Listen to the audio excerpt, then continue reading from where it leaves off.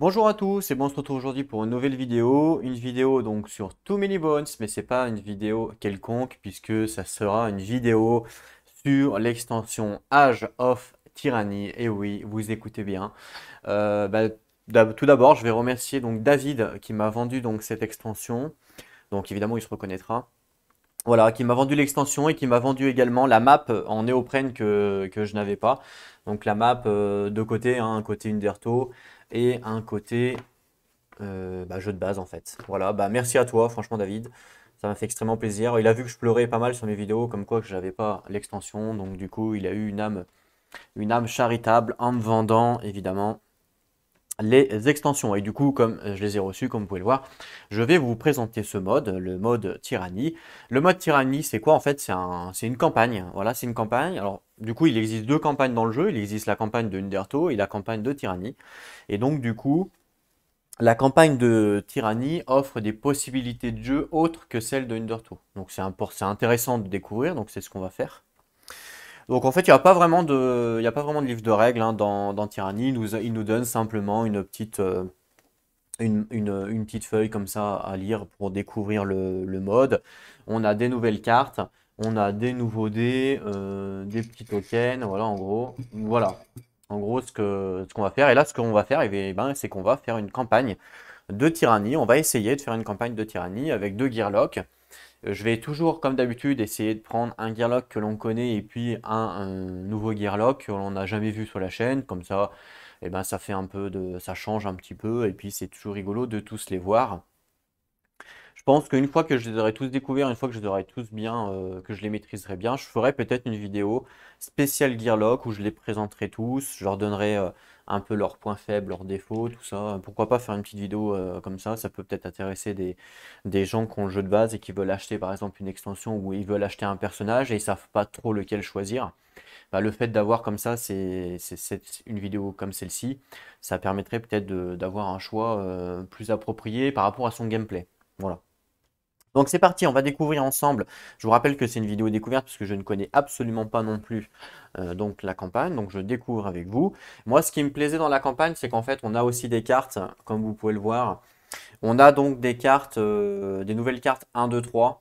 Vous voyez, parce que j'en avais un peu marre des cartes de base 1, toujours les mêmes là, 1, 2, 3. Le fait d'en avoir des nouvelles, bah voilà, ça fait plaisir clairement. Ça fait plaisir, ça change, ça redonne de la rejouabilité. Parce que c'était un peu le point faible du jeu, c'est-à-dire qu'on avait toujours les mêmes cartes 1, 2, 3. Donc voilà.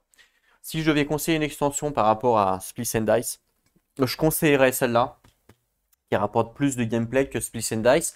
Split and Dice, c'est sympa de faire son boss, mais c'est vrai que le mode nap, si on n'aime pas trop la spécificité du jeu, parce que c'est vraiment un autre jeu, hein, c'est plus du tout du Too Many Bones, c'est autre chose.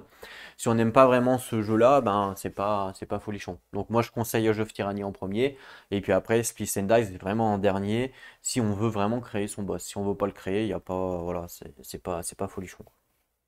Super. Alors, on va découvrir ensemble, on va lire ensemble du coup.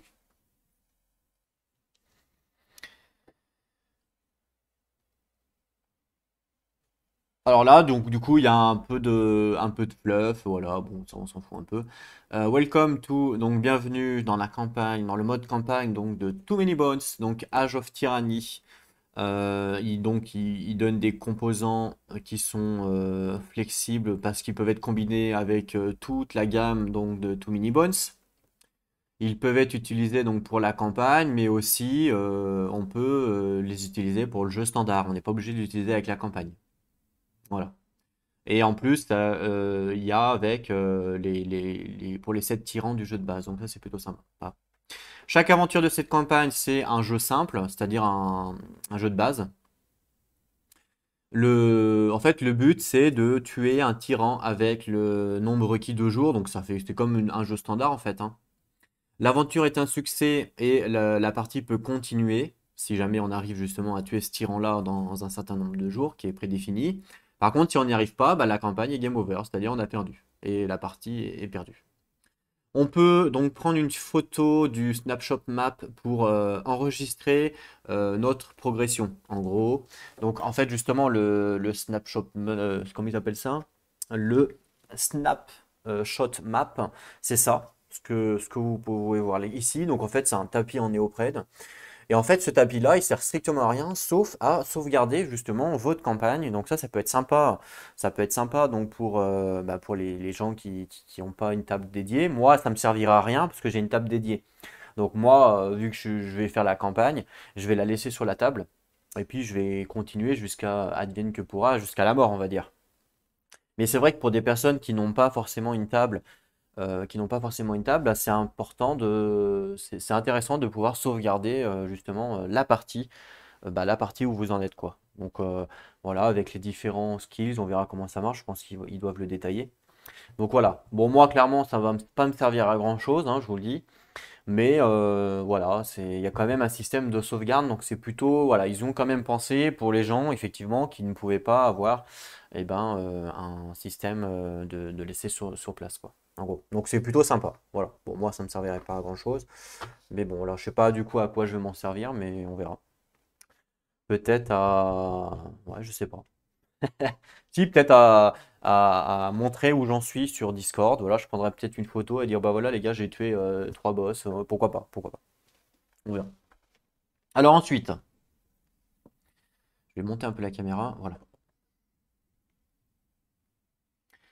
Ils nous disent quoi? Donc, ils nous disent que donc les épilogues, la campagne, les nombres, les cartes donc de jour 1, 1, 3 sont ajoutés, donc ajoutent en fait du challenge pour nos journées, en gros. Les scars, donc les scars, c'est des cicatrices, des blessures, en gros, des cicatrices. Ils sont là donc pour ajuster la stratégie, quoi. Et les bones peuvent justement donner comment dire, comment traduire ça? Ils peuvent donner cette fluctuation justement quand on est proche du désespoir, en gros. Voilà. Donc en fait, il y a deux cartes différentes, c'est ce qu'ils essaient de nous dire. Il y a les cartes qu'ils appellent cicatrices, donc les scars, elles sont ici. Donc voilà, les scars vont nous mettre des bâtons dans les roues en fait quand on va faire la campagne, en gros. Donc ça sera pas si simple que ça en fait, hein, puisqu'on aura des cicatrices. Et on a donc des boons. Et les boons sont là pour nous aider. Voilà, contrairement justement aux scars, les boons vont être là pour nous aider, hein, c'est des cartes comme ça, elles vont nous aider pour notre aventure. Donc voilà, c'est pour ça qu'ils disent qu'on va avoir des, des- des périples différents, quoi. Alors, donc le snapshot là, donc le machin, le tapis en néoprène là, il est ici pour nous aider à garder la progression, en gros, voilà. Et combien de tyrans pouvez-vous tuer? Voilà en gros ce qu'ils nous disent. Voilà en gros le mode campagne. Alors campagne rules. Et là on voit il y a une carte qui est justement donc dedans il y a les cartes, il y a des cartes campagne hein, comme ça. Voilà par exemple voilà comme ça. Et donc du coup il nous détaille comment on lit la carte, comment à quoi ça correspond. Alors campagne rules setup. Ils nous disent de mélanger les boons, les scars donc les scars c'est les cartes que vous avez vues et les jours 1, 2 et 3.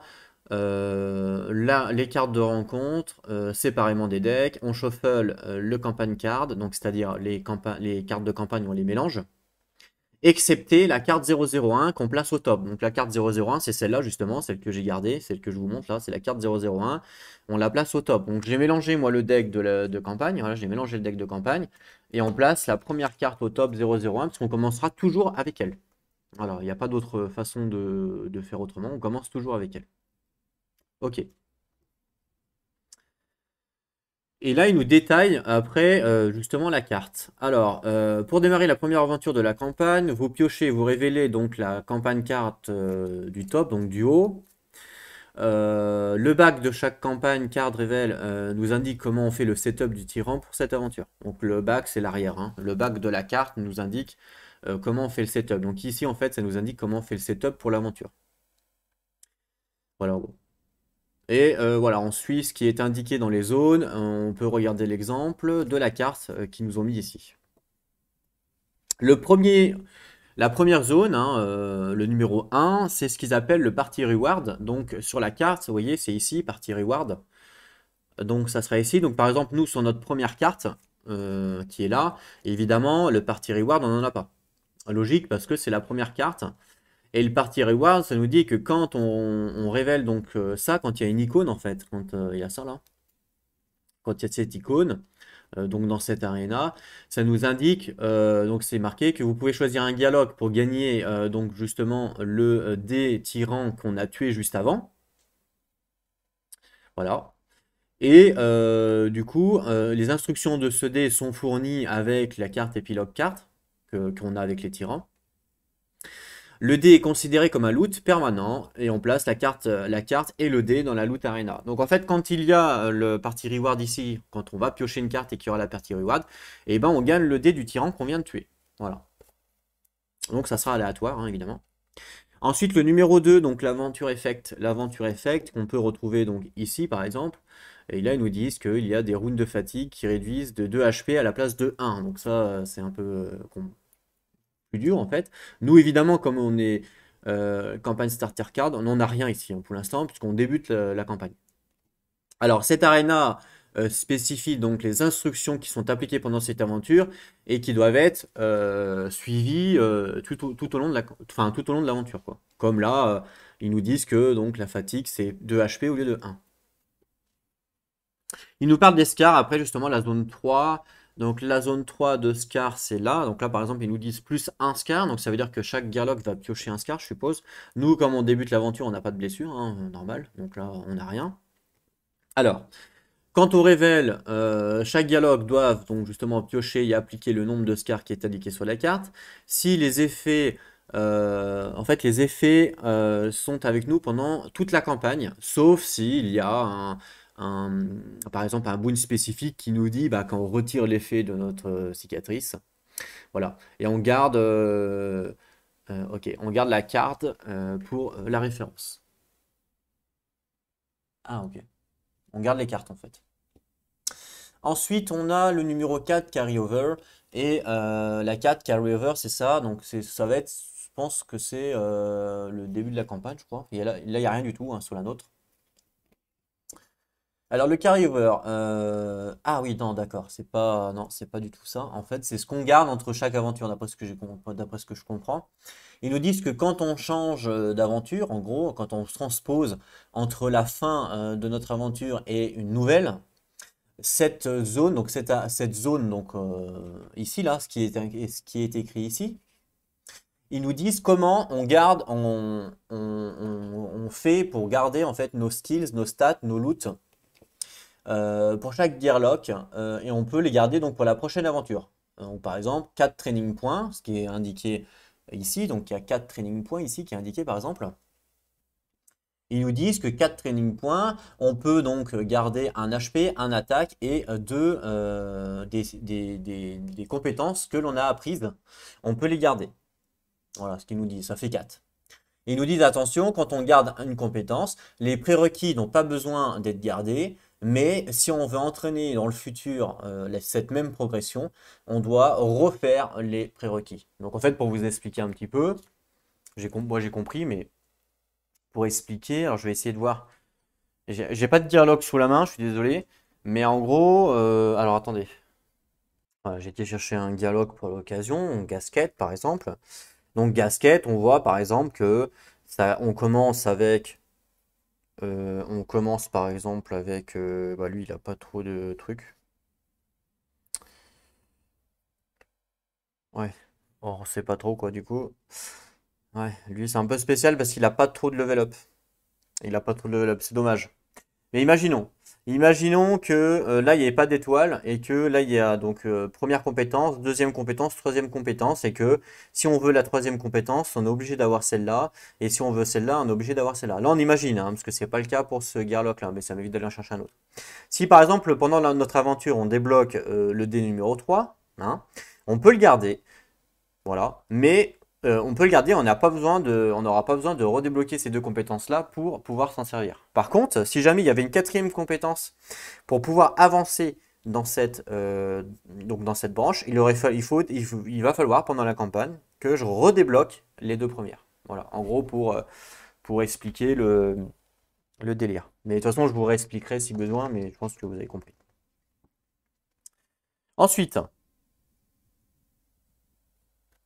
il nous parle de le require progression, donc la progression qui est requis pour tuer le boss, donc c'est le point numéro 7. Le point numéro 7, ben, il est ici. Ah, le point 6, on l'a peut-être pas fait, remarque. Non, le 6, on l'a pas fait, le starting point. On va faire le 6 avant. Le starting point, ils nous disent que donc cette indication, c'est le début de l'aventure. Toutes les aventures, généralement, il y a beaucoup d'aventures qui commencent à Obendar en jour 1, 0 de progression. Il y en a beaucoup. Mais il y en a quelques-unes qui peuvent démarrer plus loin dans l'aventure. Si jamais dans cette case, si c'est dans cette case, on build la rencontre deck et on set le decounter par rapport à ce qui est indiqué dans la case. Par exemple, si on start jour 3 avec 2 de progression, c'est ce qui est dit, on build un contour deck comme normalement, mais on skip le fait d'ajouter la carte 1 ou 2 sur le top. Si on commence par exemple journée 3, d'ailleurs là ils nous disent, là on commence journée 1 avec 0 point de progression, mais si jamais ils nous disent journée 3, on commence journée 3, et ben du coup on fera pas la carte 1 et la carte 2. Voilà, c'est ce qu'ils nous disent en gros. Le 7, donc le require progress, donc c'est ici, donc ça je pense que c'est comme normal, hein. Le nombre maximum, non le require progress. Donc c'est justement donc c'est les points de progression qu'on a besoin pour challenger le tyran, c'est-à-dire pour le tuer. Donc ça c'est comme normal, comme un tyran normal. Et le maximum day, donc le nombre, les jours qui sont à côté, c'est la même chose, c'est exactement pareil qu'une partie normale. C'est-à-dire, voilà, c'est faut tuer le tyran avant la fin des jours. Voilà. Ils nous disent attention, on utilise ce nombre pour build d'un counter deck. Exemple, pour 11 jours, on met 8 général en counter plus les cartes tyrans et on ajoute les cartes 1, 2, 3. Parce que normalement, quand on fait les tyrans, bah, on prend la carte du tyran, on regarde le nombre de jours, moins 3, bah, c'est le même principe, sauf qu'au lieu de prendre la carte du tyran, bah, on prend la carte campagne en fait. Voilà. Et pareil pour les nombres, pour les progressions requis on prend les progressions requises de la carte campagne, on ne prend plus les progressions requises du tyran. Donc ça veut dire que le tyran qu'on va choisir, ou qu'on va piocher, je sais pas, eh ben, c'est possible qu'il soit beaucoup plus fort que ce qu'on a là. Voilà, donc c'est un challenge en fait, hein. Et tyran carte d'arena, donc c'est ce qu'il y a ici. Tiens d'ailleurs la 5 on l'a pas fait tyran draw random, bah voilà en fait ils nous disent que c'est les indications de comment on choisit le prochain tyran. Donc là par exemple un draw random. D'ailleurs, nous, sur notre carte, c'est également draw random pour le premier tyran. Nous, on commence day 1 avec 0 point de progression, donc c'est-à-dire jeu normalement. On a 6 points, il nous faut 6 points de progression et on a 9 journées pour y arriver.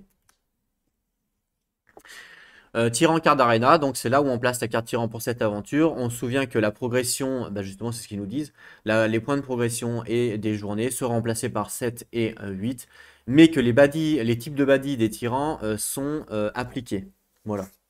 Quand on fait la pile de tyrans, la pile de baddies de tyrans, ils sont appliqués normalement. Il y a juste le point 7 et 8 qui sont modifiés. Donc on utilise les informations de la carte campagne et on pioche notre tyran pour créer notre encounter deck.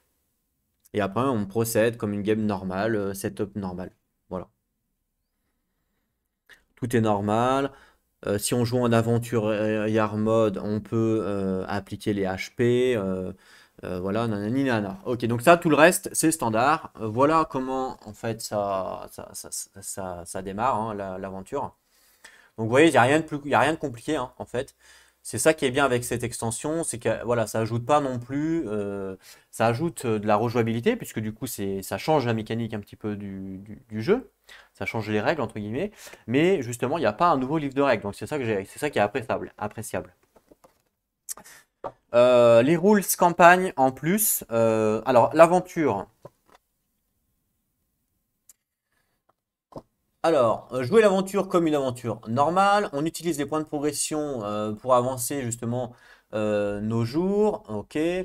Ok, donc il faut tuer le tyran avant d'arriver justement à la fin des jours, hein, donc ça c'est standard.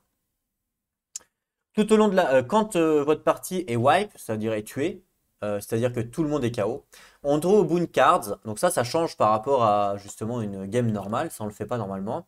On la résout et on la discard. Donc quand toute notre team est wipe, en temps normal, on fait une recovery phase et puis on redémarre un nouveau jour, quoi, et la recovery phase généralement c'est pour celui-là, on n'a pas le choix. Ben là on va pouvoir piocher une carte boons qui va sûrement nous aider en fait, hein, donc ça c'est plutôt sympa. Donc peut-être aussi que vous pouvez très bien faire une game normale, et puis vous pouvez simplement ajouter, pour ceux qui ont l'extension, les boon cards dans votre partie normale, que quand vous êtes wipe, quand vous êtes KO, ben, vous tirez une carte boon qui va vous aider.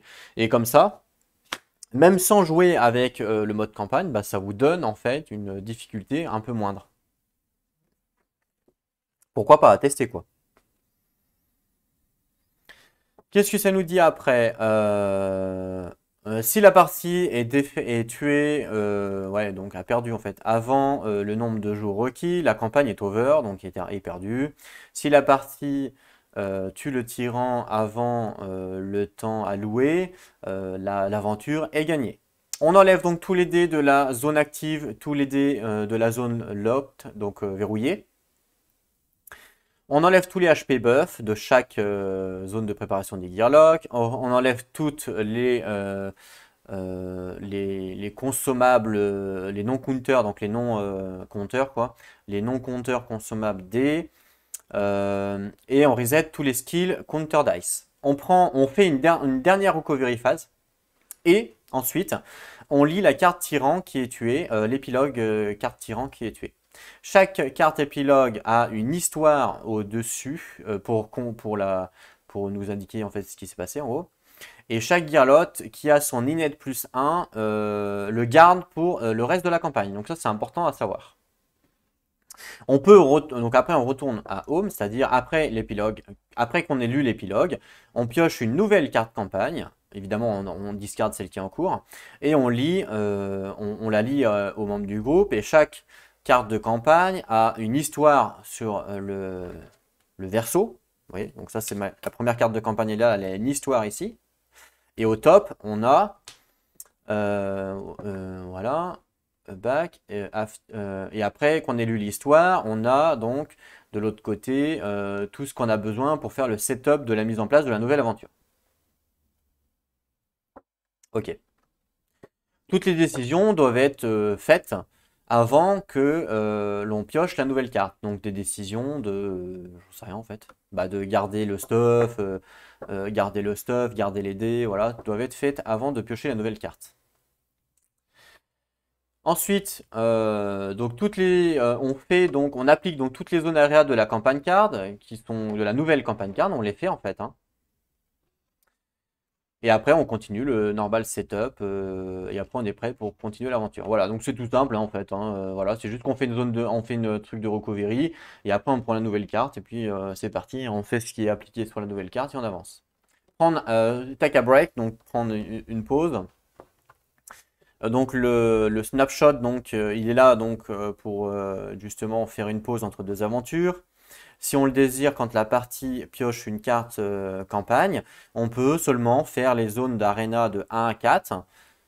Et ensuite, on update, donc on met à jour le snapshot map. Voilà. Comme ça nous permet en fait de sauvegarder. Donc on sauvegarde les skills et les dés dans les désignations prévues à cet effet. Pareil pour les loot cards. Ok. Et le snapshot machin, on prend une photo, ok. Donc en fait, en gros, ils nous disent,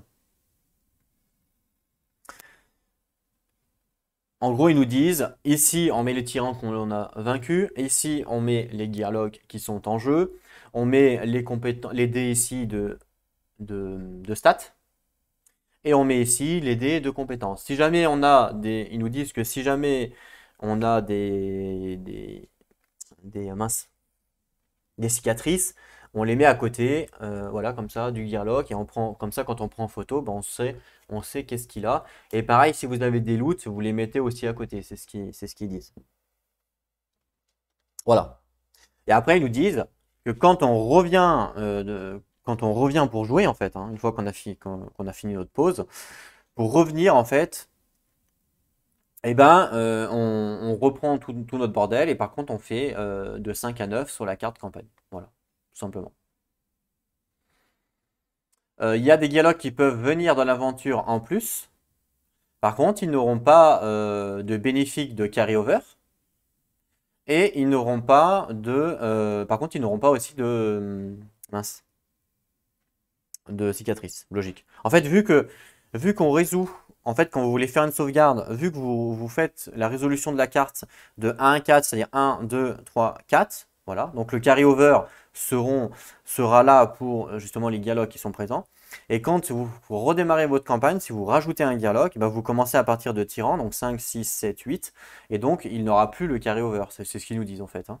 Voilà, mais ça semble logique.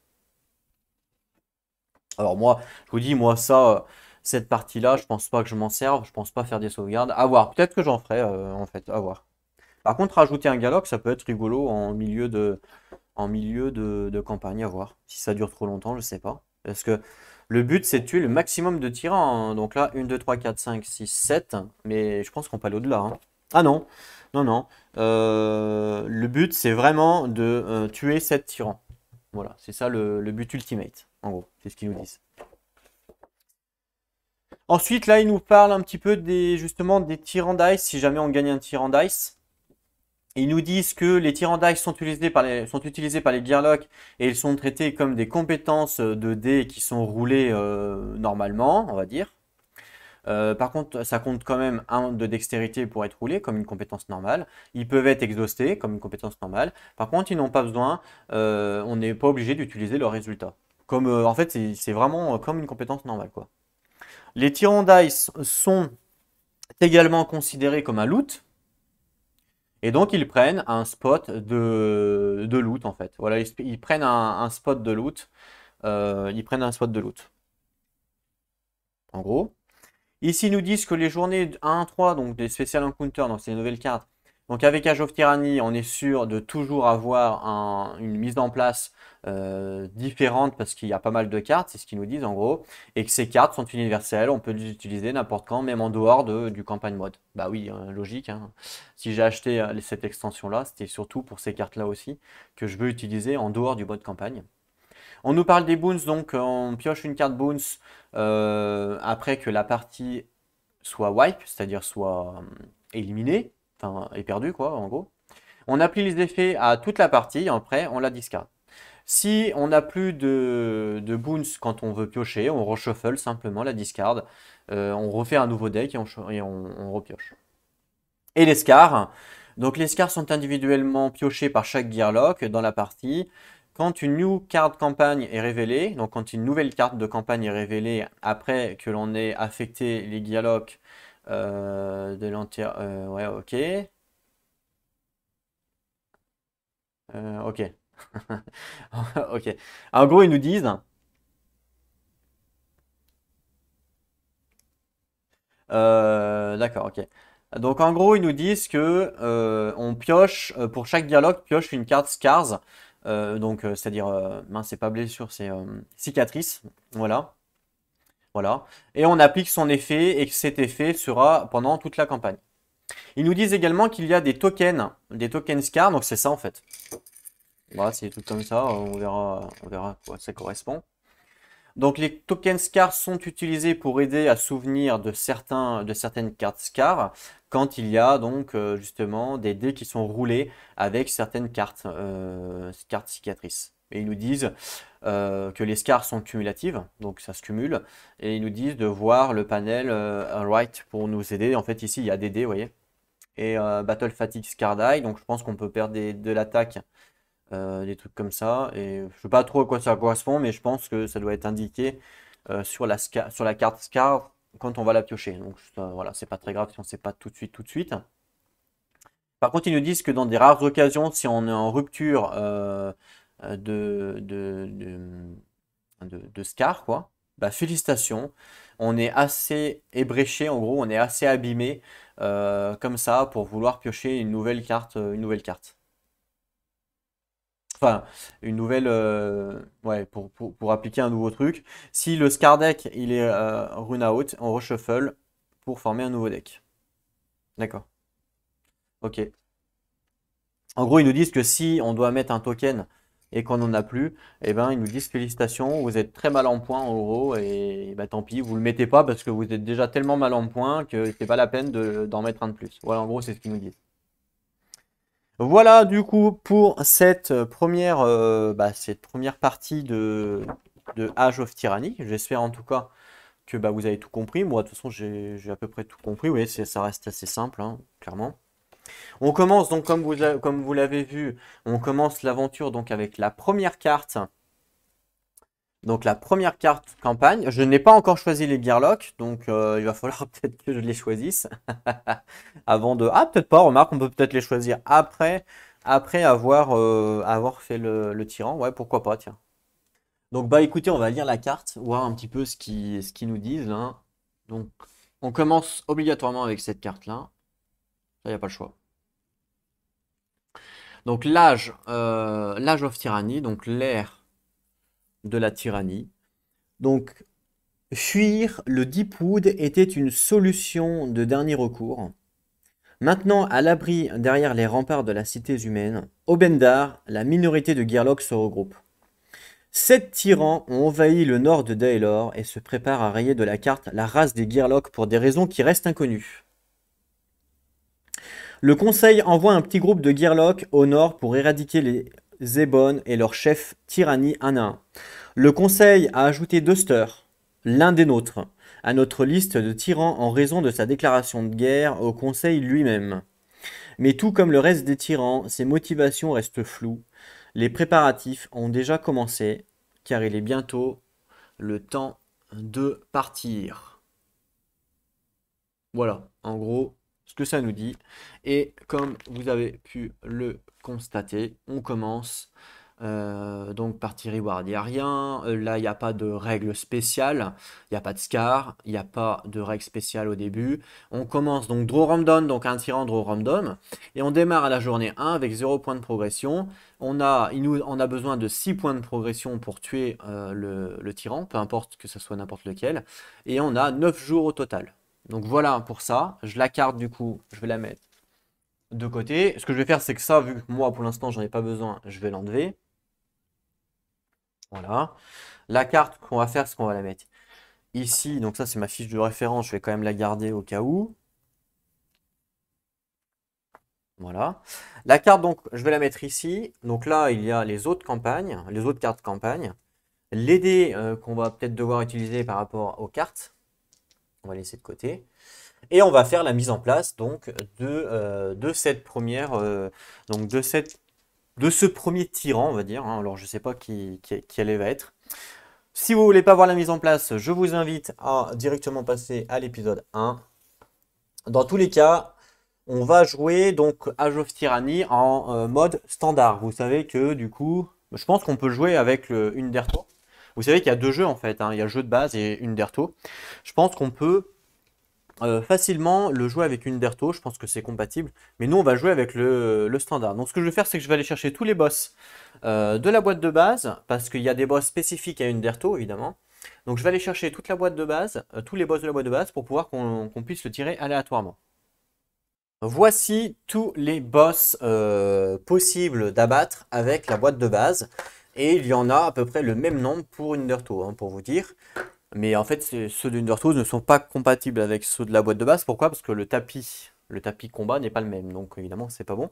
Donc 3, 6, 9, 10, 11. Ah non, si, 11, pardon. Donc il y en a 11 pour cette boîte de base. Enfin, dans la boîte de base, il n'y en a pas 11. Attention, hein, ne vous faites pas avoir. Dans la boîte de base, il y en a 5 boss. 3, 4, 5. C'est juste que moi, avec toutes les extensions que j'ai, ben, du coup, ça me fait 11, vu que j'ai tout le jeu en fait. Voilà, ça m'en fait 11. Donc là, on doit tirer aléatoirement. Donc, alors là, je sais pas comment faire pour tirer aléatoirement. Je pense que je vais me servir du fait qu'un dé, hein, je pense que je vais utiliser un dé. Donc 3, 6, 9, 10, 11. Le problème, c'est que je n'ai pas de dé 11. Par contre, je peux avoir un dé 12. Voilà. Donc je vais prendre un dé 12 et je vais tirer le dé au dé 12, on est d'accord. Et puis l'emplacement va définir quel est le boss aléatoire que l'on va avoir, sachant qu'on va commencer de gauche à droite et de bas en haut. Donc 1, 2, 3, 4, 5, 6, 7, 8, 9, 10, 11. Et si jamais je fais un 12, je relance. Voilà. Ce qui fait qu'il y a une chance sur 12 pour que ça soit un boss. Ils ont tous le même nombre de chances, en fait, c'est ça que je veux dire. Donc par contre, il faut que je trouve un des 12. Alors, ça c'est un des 10. J'ai un des 20, on s'en fout. Ça c'est un des quoi ça? Ok, j'ai trouvé un des 12. Donc ça c'est un des 12. Voilà, bon il est transparent donc vous verrez pas très bien les chiffres, je suis désolé. Ce que je vais faire c'est que je vais switcher de caméra pour vous mettre sur la caméra du Battle Map, comme ça vous pourrez voir le dé. Hop là. Donc là on se retrouve donc sur la Battle Map standard, hein, voilà. Peut-être décaler un petit peu, ouais, quoique. Je vais voir le dé si on le voit bien. Ouais, on voit bien. Donc mon petit dé 12, je lance pour savoir quel est le boss que l'on va faire. Et je vous rappelle que si on obtient un 12, je relance. Un 3. Alors je ne sais pas si vous voyez bien, mais on a eu du coup un 3. Vu que le dé est transparent, je ne suis pas sûr que vous voyez bien. Mais bon, on a eu un 3, vous me faites confiance. Alors, je retourne au niveau de ma boîte. On a eu un 3. 1, 2, 3. Et ben on a eu Duster. Voilà, Duster. Alors, il nous disait justement pendant pendant la carte là, que Duster était de la partie. Hein, c'est ce qu'il nous disait. Que Duster est de la partie. Donc voilà, ben, on a eu Duster en premier. Donc le premier tyran que l'on doit combattre, c'est Duster. On va le regarder ensemble. Alors, ça c'est ces cartes de tyran, Duster. Et vous voyez, il y a les cartes épilogues que je n'avais pas avant. Les cartes épilogues sont venues justement avec Age of Tyranny. Et ça c'est bien parce que les cartes épilogues vont aussi me permettre de faire les campagnes avec le mode Undertow. Et ça c'est cool. Duster en temps normal, il avait 10 jours.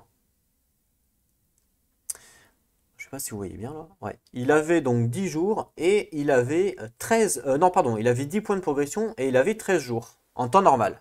Sauf que là, maintenant, on se fie donc du coup à la carte Tyrannie.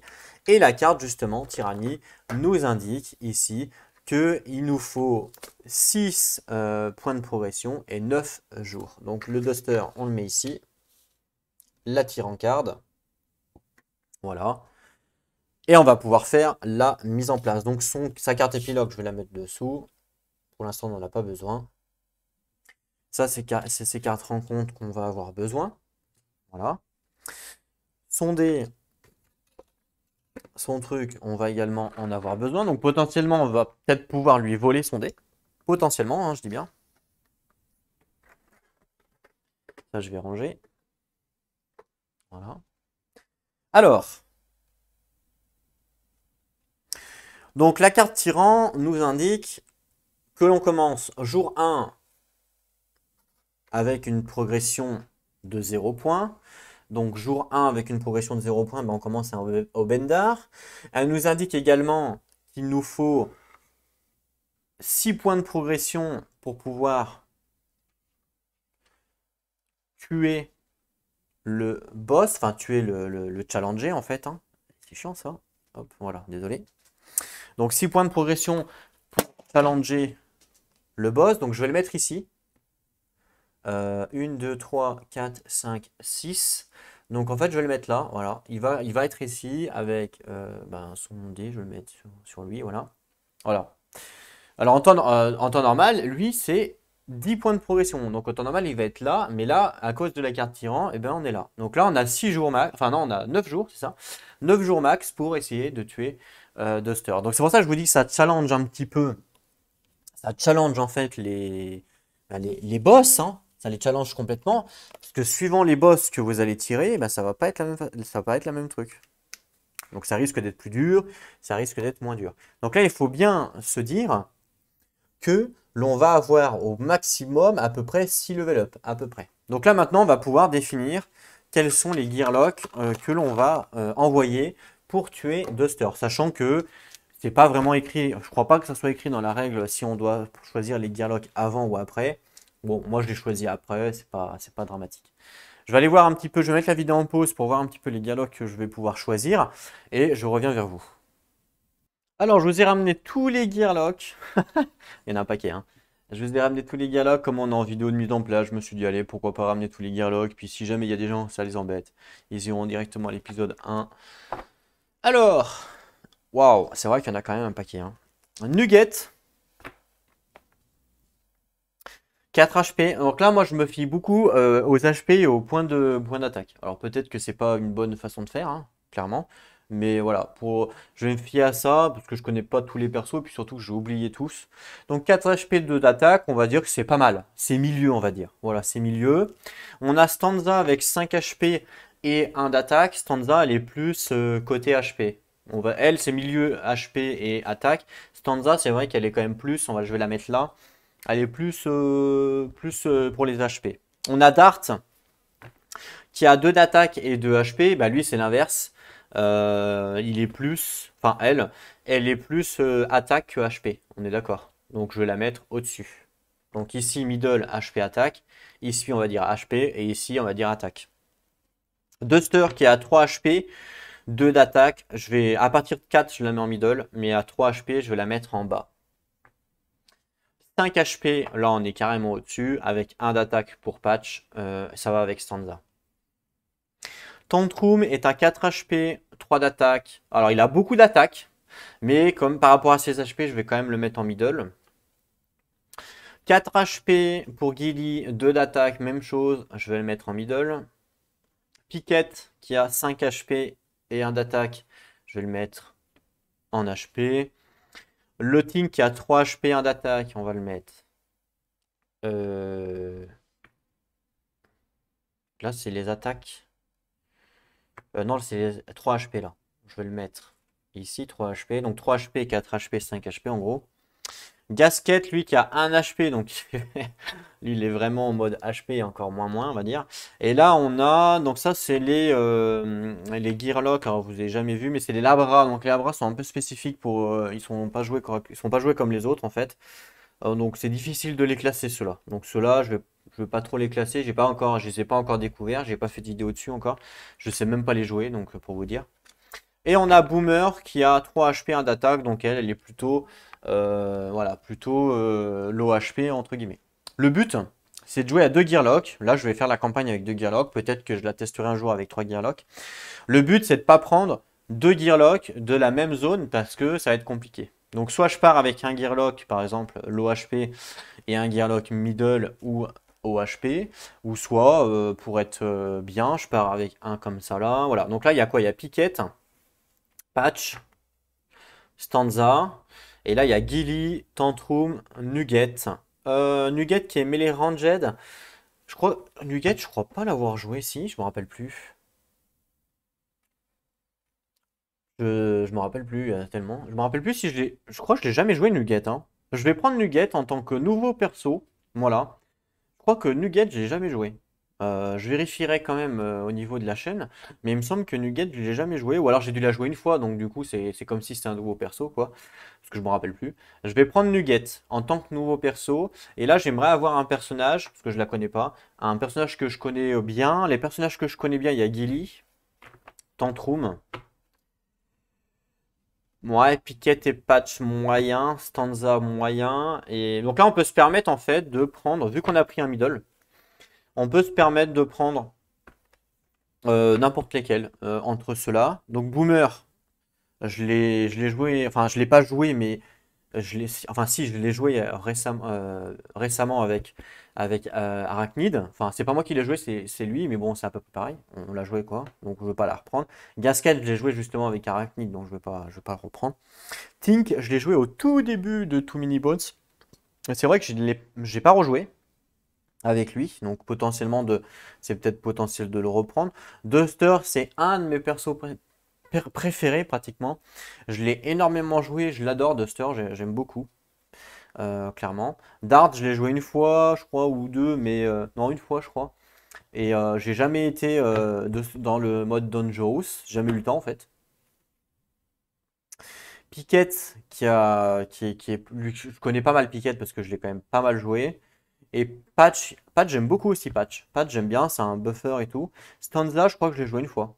Voilà, elle est là pour faire des chansons. Tantrum, Gilly, ouais, je les connais bien. Je vais prendre qui irait avec Nugget. Euh, j'ai envie de prendre Duster, mais Duster, je la joue tellement. Je l'ai tellement joué Duster parce que c'est un peu mon personnage préféré. Donc je ne vais pas la reprendre évidemment. Euh, Boomer. Pink peut être sympa. Je réfléchis avec Nugget, hein, parce que si Nugget c'est un personnage melee ranged, ça veut dire qu'elle est, voilà, elle va tanker un petit peu, mais pas trop non plus. On voit qu'elle a que 1 de défense, donc c'est pas non plus folichon, clairement. Donc elle va pas pouvoir tout tanker, c'est pas possible.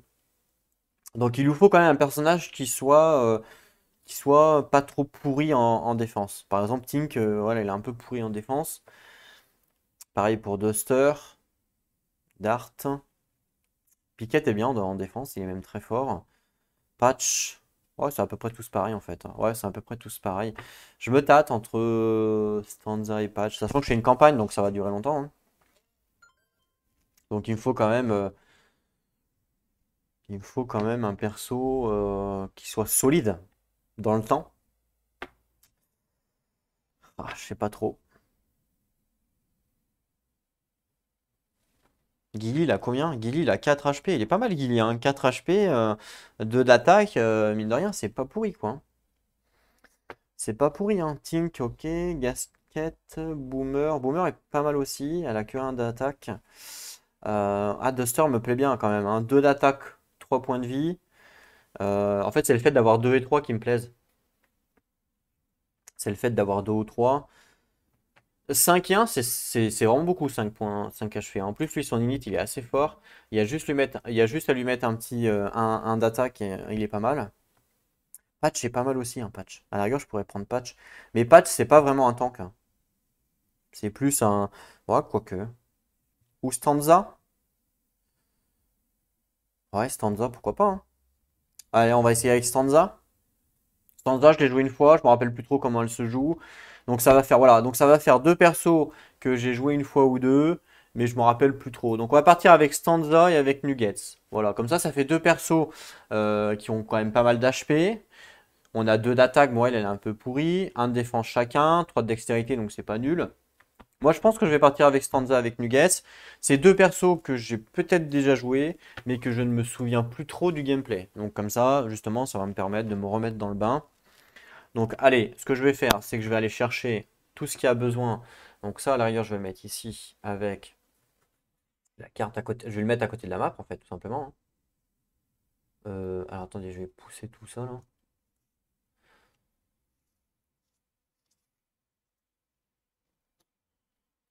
Je vais pousser la map.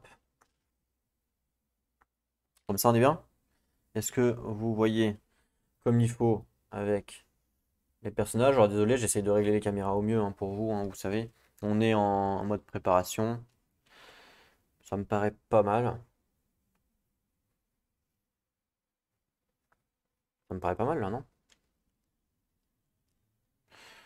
Vous voyez bien là, hein? Ouais, ça me paraît bien là, hein. Vous voyez bien les deux persos. Non, non, ça me paraît pas trop mal. Ok, c'est bien, je pense qu'on va laisser comme ça. Je peux peut-être décaler un tout petit peu à la rigueur, comme ça, pour être un peu, voilà, pour être pas trop gauche, parce qu'en fait, il faut que je puisse décaler moi de mon côté. Est-ce que je peux décaler à gauche? Ouais, je peux le faire. Je pense que c'est bien de faire comme ça. Ouais, je pense que c'est bien. Ok, bah voilà, on va faire comme ça. Donc, ce que je vais faire, c'est que je vais mettre en place, donc je vais chercher les dés, chercher tout ce qu'il y a à faire. Ça, je vais couper la vidéo, je vais mettre en pause le temps que j'aille chercher tout ce qu'il y a besoin. Et on se retrouve tout de suite derrière pour faire la mise en place par rapport au deck rencontre. Et puis voilà, à tout de suite. Voilà, donc j'ai tout récupéré, que ça soit dés, tout ça, tout ça. Je vais monter un petit peu ça pour la caméra. Voilà, on est bon là? On est pas mal. Alors, on récupère Nugget, on récupère Stanza. Donc Nugget, elle a 4 HP. 1, 2, 3, 4. Stanza, elle a 5. C'est pas mal 5 quand même, hein. 1, 2, 3. 1, 2, 3, 4, 5. Voilà. Je vais récupérer les fiches. On va les relire, hein, parce que je ne me rappelle plus du tout. Qu'est-ce qu'il faut faire pour jouer? Alors, Stanza, on va prendre la fiche anglaise déjà. Alors, Stanza, Elle commence. Alors, elle a deux. Elle peut avoir donc deux.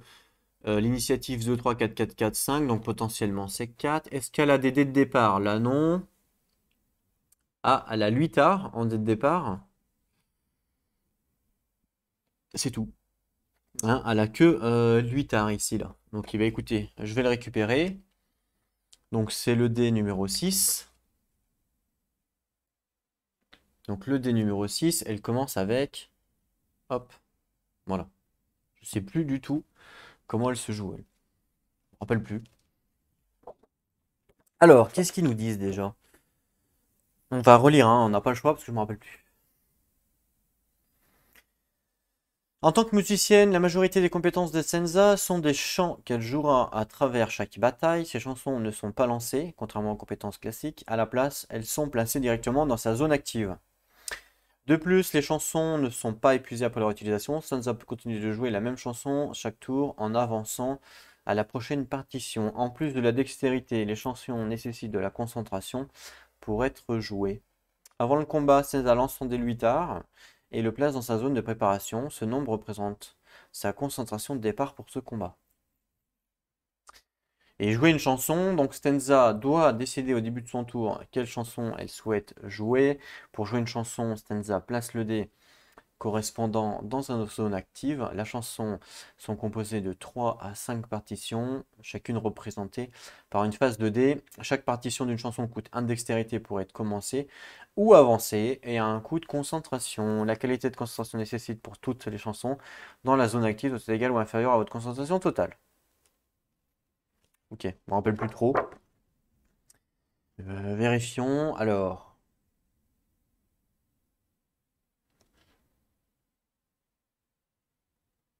Ah oui, c'est toutes ces compétences qui ont ça? Ah non, à part les bleus. Les bleus, il n'y a pas.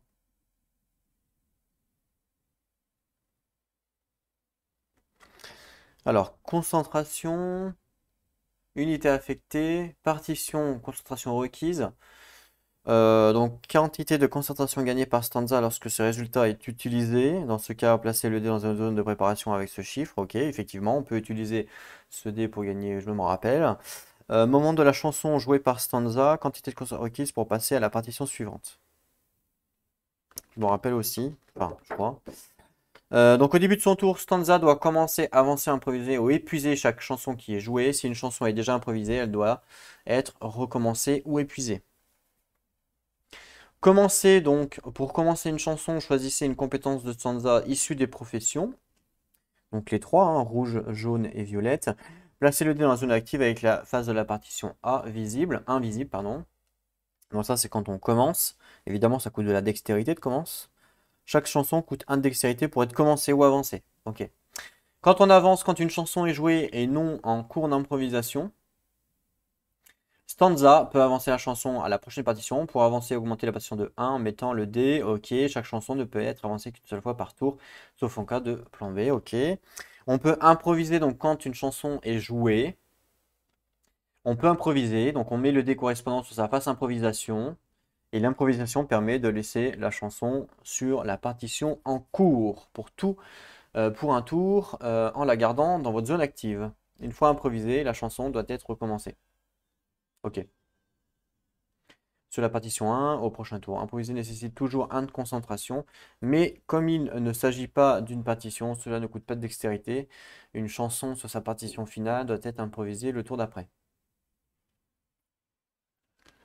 Donc ça coûte de la dextérité d'avancer alors, hein, chaque tour. Ça c'est important ça. Ouais, c'est ça. Par contre, quand on improvise, ça ne coûte pas de dextérité. Hein. Mais comme il ne s'agit pas d'une partition, cela ne coûte pas de dextérité. Très bien. Improviser nécessite toujours 1 de concentration.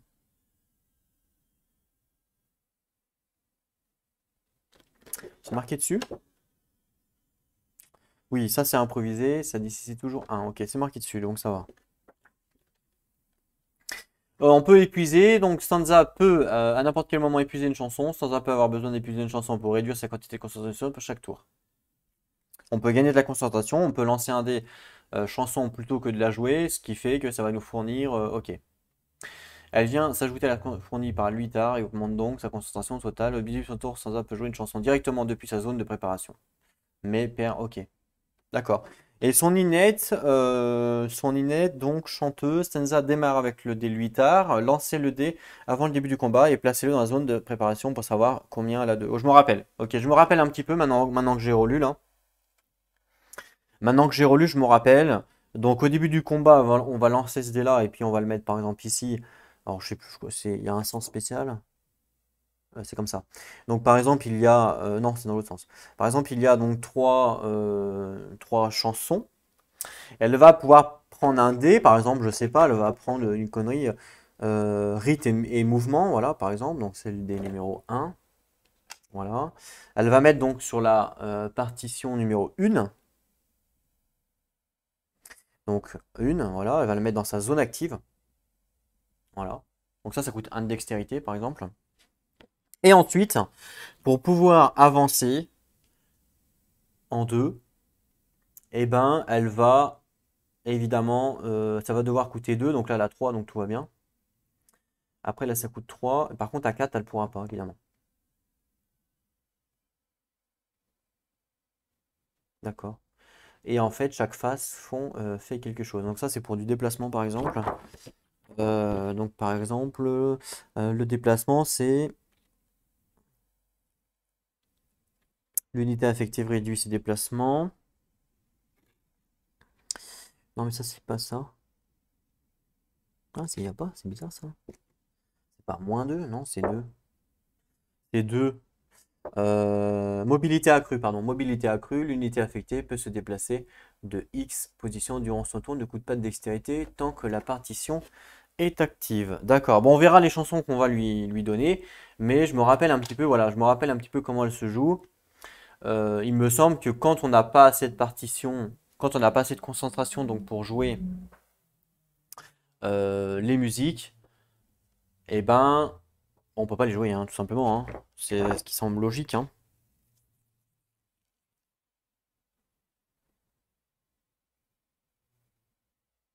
Voilà, dosage égal ou inférieur à de concentration totale. Ok. Donc voilà pour Stenza. Et pour Nugget, alors je sais plus Nugget si je l'ai déjà joué, je me rappelle plus. Nugget, je crois que j'ai jamais joué Nugget. Ben justement, ça va permettre en fait de découvrir un nouveau personnage parce que je crois que Nugget, je l'ai jamais joué, il me semble. Alors Nugget, comme on peut le voir sur sa feuille en termes d'initiative, elle a 2, 3, 3, 4, 5. Donc potentiellement ça va. Est-ce qu'elle commence avec un dé? Eh ben ça n'a pas l'air. Si. Balle de fronde. Balle de fronde, elle commence avec balle de fronde. Donc c'est le dé numéro 12. Donc on va lui mettre. Donc le dé numéro 12. Hop, voilà, il est là. Balle de fronde. Donc c'est un compteur. Que je vois des chiffres. Je pense que c'est un compteur. Utilisez-les pour les attaques à distance. Ouais, c'est un compteur, donc je pense qu'on commence à 0. Voilà, je pense qu'on commence à 0 puisque c'est un compteur. Ça me semble logique. Alors, on va lire. Nugget. Cibler et attaquer. Donc Nugget est une combattante mêlée distance, ce qui lui permet donc de choisir n'importe quel emplacement de départ Gearlock au début du combat, donc ça c'est bien. De plus, elle peut sélectionner n'importe quel vilain comme cible. Cela est important vu que cela lui permet d'utiliser ses compétences telles que longue épée par exemple pour atteindre des vilains non adjacents. Longue épée. Euh, Ah, longue épée ici. Voilà, longue épée qui lui permet d'atteindre des non adjacents. Bon, je sais pas si... Ah, l'icône longue épée. Infliger X dégâts à la cible et replacer ce dé dans la zone de compétence. D'accord.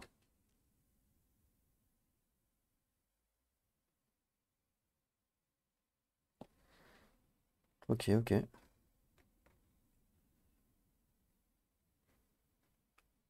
Utilise ses bolas, son poignard et même sa longue épée pour atteindre les vilains à n'importe quelle distance pour faire de Nuggets la meilleure des valdingueuses. D'accord. Ok. Cependant, elle ne peut pas utiliser les dés d'attaque contre un vilain non adjacent, à moins qu'elle n'utilise balle de fronde. D'accord. Donc il faut utiliser balle de fronde pour pouvoir attaquer un vilain non adjacent. Ou pour pouvoir utiliser une compétence, c'est ça?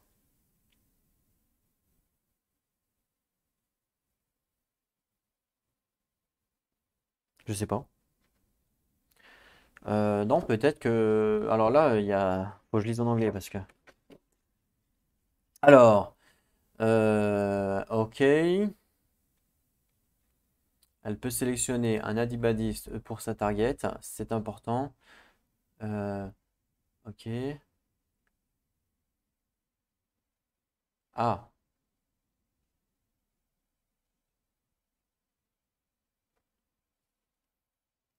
d'accord. Slingstones. C'est où ça, Slingstones? C'est là. Ah oui, Slingstones, c'est ça, ok. C'est utilisé pour ranger d'attaque. Ok, d'accord.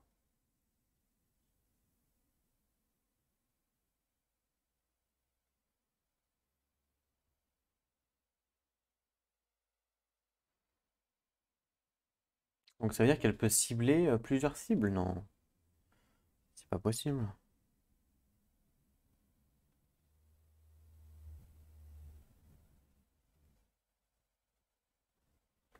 Je sais pas. C'est bizarre ça. Ensuite, qu'est-ce que ça nous dit? Sauvageonne. Sauvageonne peut uniquement être lancé si les vilains sont plus nombreux que les Gearlocks sur le champ de bataille. Sauvageonne, c'est quoi alors du coup? Ah, c'est ça, Sauvageonne, c'est le premier dé là. Donc on peut l'utiliser que si les Gearlocks sont moins nombreux, hein, c'est ça? Si les vilains sont plus nombreux que les Gearlocks, c'est ça. Sur le champ de bataille. Dans ce cas-là, durant les tours de Nuggets, lancez ce dé et appliquez l'effet à n'importe quel vilain de X points ou moins. Ce vilain sera ajouté au-dessus de la PA. Une fois que ce vilain retourne sur le champ de bataille, effectuez toutes les étapes comme si c'était sa première apparition. Et en fait, ça fait quoi ce dé pour qu'on comprenne? C'est une duperie, retirez le vilain de X points et ajoutez-le au-dessus de la PA. Ok. Le dé ne peut être lancé que s'il y a plus. Oui, ok.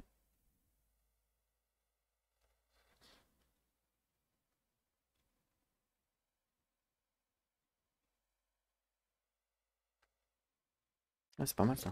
Ok. Pour chanceuse, on a compris.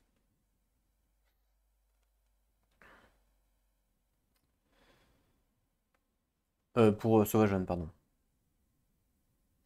Chanceuse, justement, c'est bah, je crois que c'est celui juste en dessous là. Ouais, chanceuse, c'est celui juste en dessous là. Celui-là qui est là, là. Avant le combat, Nugget peut placer ce dé sur la face de son choix dans un emplacement actif.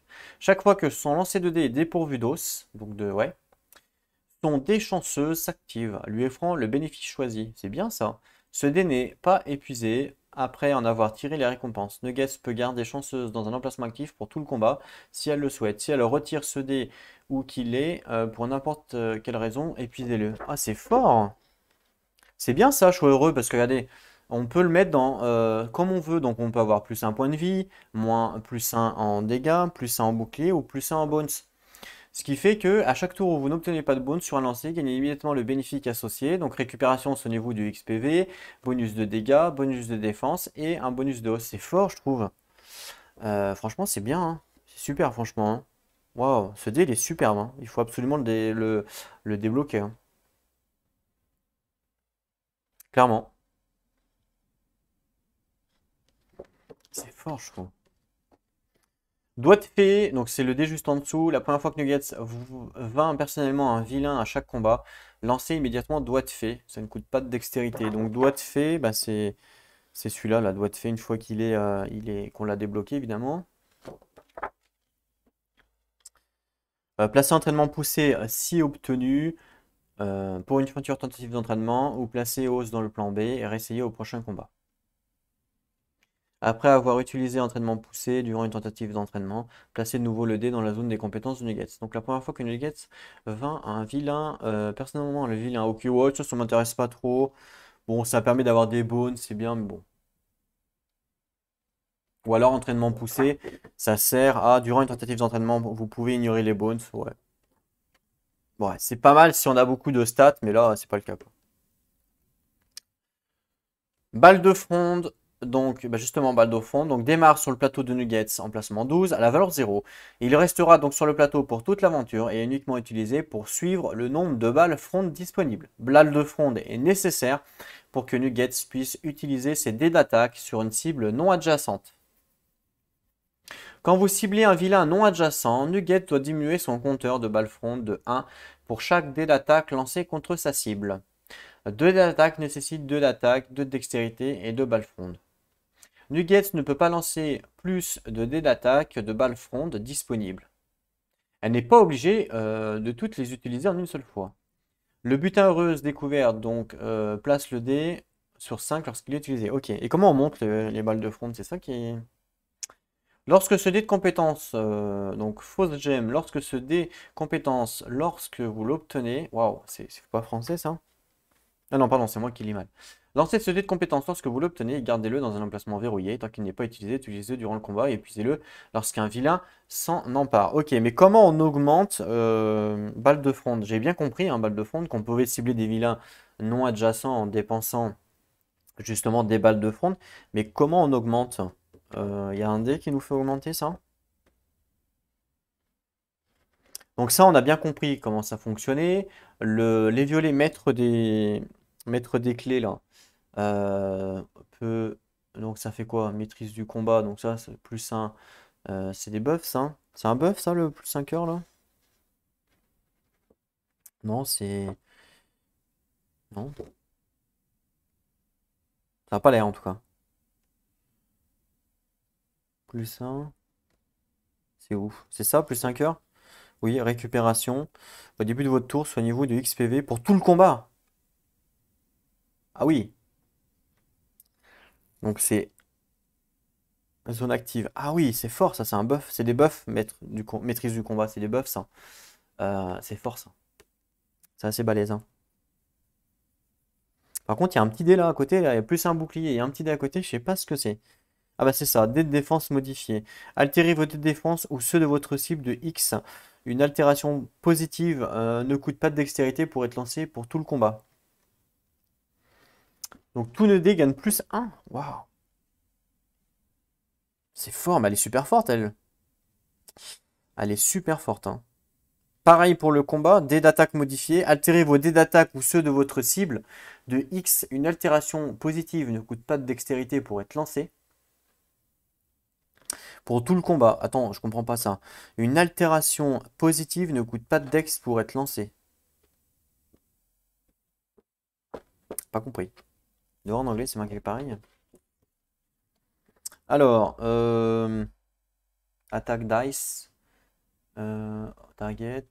Plus mode does not could to roll for the battle. Plus mode. J'ai pas compris. J'ai pas compris. Attaque dice. Ouais. Les plus modes. J'ai pas compris. C'est un A et un BA. Donc on place dans l'active slot ou on passe dans un badise. On peut le placer dans un badise. Bon, ok. Donc ça veut dire que je vais payer un dextérité pour le lancer. Et puis si j'ai un plus, ça ne coûte pas de dextérité. C'est bizarre, non? Parce qu'on choisit pas la face. Hein, on choisit pas la face. Donc c'est ça que je comprends pas. Comment on peut savoir? Ça nous rembourse notre dextérité, mais on a lancé nos dés. Donc c'est quoi l'intérêt? C'est ça que je comprends pas en fait. Ah, non. C'est ça, Dex mode, je crois. Le mode ne coûte pas de dextérité pour être roll.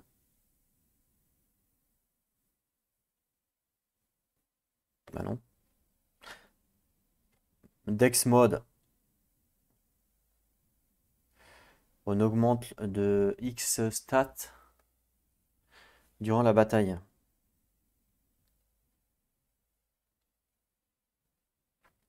Pas compris.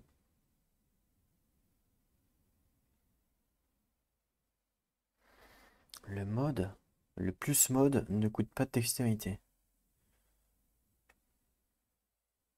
Bon, je sais pas, je regarderai sur internet, j'ai pas compris. J'ai pas compris. C'est pas grave, j'ai pas compris ça, je regarderai. Pas un souci. Et là, on a tout lu? Ouais, donc non, aptitude, on n'a pas lu. Chercheuse de trésors, donc quand Nugget pioche des butins en tant que récompense d'une rencontre, elle en pioche un supplémentaire et en défausse un. Ça, c'est bien. Par contre, je n'ai pas compris comment on fait pour monter, à part collecte de pierres, pour un bone, augmenter la balle de front de 1, ok. Et est-ce qu'il n'y a pas d'autre moyen de la monter? Ça me paraît quand même bizarre, non? Euh, Serrurière, donc ça doit être sûrement un dé pour du loot. Ça, on a vu longue épée que on pouvait l'utiliser justement à distance. Ça, c'est un buff, le bolas bricolé. Enfin, c'est même un debuff, je pense. C'est du moins tout le temps, moins 2, moins 1, machin. Utiliser ses bolas, son poignard et même sa longue épée pour atteindre les vilains à n'importe quelle distance. Donc ça, on peut l'utiliser à distance, même sans utiliser de... Donc ça, c'est bien. C'est une forme d'arme de combat qui permet d'ouvrir la garde de ses adversaires et passer rapidement d'une compétence à une autre. Ruée, qui va me permettre de me déplacer. Ouais, bon, ça c'est standard, hein.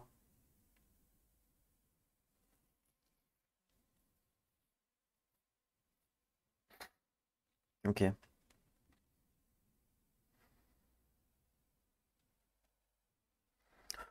Plus 2. Ouais, mouvement modifié. Ouais, bon, ça c'est standard, hein. J'ai tout compris, sauf une altération positive ne coûte pas de dextérité pour être lancé. Sauf celui-là, j'ai pas compris. Bon, pas comment ça marche. Bon, c'est pas grave, je regarderai. En tout cas, bon, on a vu un petit peu le perso. Donc, c'est un perso semi-distance, semi-corps à corps, en gros. Elle a des compétences, toutes ses compétences violettes, en fait. Non, pardon. Toutes ses compétences jaunes lui permettent de lancer les dés à distance sans utiliser balles de front. Et elle a après des balles de front pour pouvoir attaquer à distance. Voilà. Stenza est en mêlée, elle, hein. Elle attaque pas à distance, voilà. Donc on a une mêlée ranged et une mêlée. Ok, pourquoi pas. Bon, bah voilà. On va finir la mise en place. Bon, on est quand même à 1h12 de vidéo juste pour une mise en place. Juste pour avoir lu les... Bon, après, on a lu les fiches perso, hein, c'est normal. Alors, la mise en place. Donc, je vous rappelle que l'on commence... Donc, sur la carte du tyran, on commence à 9 jours. Hein. Il nous faut 6 points de progression, on commence à 9 jours, donc 9 moins 3, hein, comme une partie standard. Donc ça fait 6. Donc je prends 6 cartes du deck rencontre. Donc il y a tout ça, hein, vous avez vu, il y en a un paquet, hein. Ça c'est les cartes... Oui. Donc 6 cartes du deck rencontre, je mélange. Et on aura jour 1, jour 2, jour 3. Ce qui nous fait 9, en fait. Et on ajoute les cartes tyran de Duster. Donc les cartes tyran de Duster, elles sont ici. Il y en a 3. De toute façon, peu importe le nombre qu'elle a, on s'en fout. Voilà. Je mélange bien. Je coupe. Et j'en prends 6, on a dit, hein. Non, 6. 1, 2, 3, 4, 5, 6. Voilà. Je prends... Donc ça, c'est le deck que je dois mélanger. Donc ça, c'est notre deck d'histoire que je dois mélanger. Ce que je ferais, c'est que je le mélangerai bien avant. Je le remélangerai bien hors caméra. Une, deux, tous les 1. Je prends tous les 1 en fait, hein. Donc là, tous les 1. Tous les 2. Voilà. Tous les 3. Donc tous les 1, je les mélange. Je coupe. Hop, j'en prends une. Tous les 2, je mélange.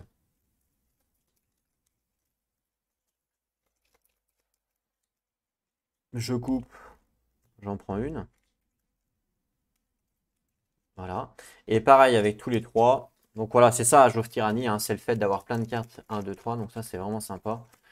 Hop, je coupe au pif. Hop. Et ça, on en a plus besoin. Et il en reste quand même pas mal, vous voyez. Donc ça, j'en ai plus besoin. Hop. Et là, on a nos trois cartes début d'aventure. Donc 1, 2, 3.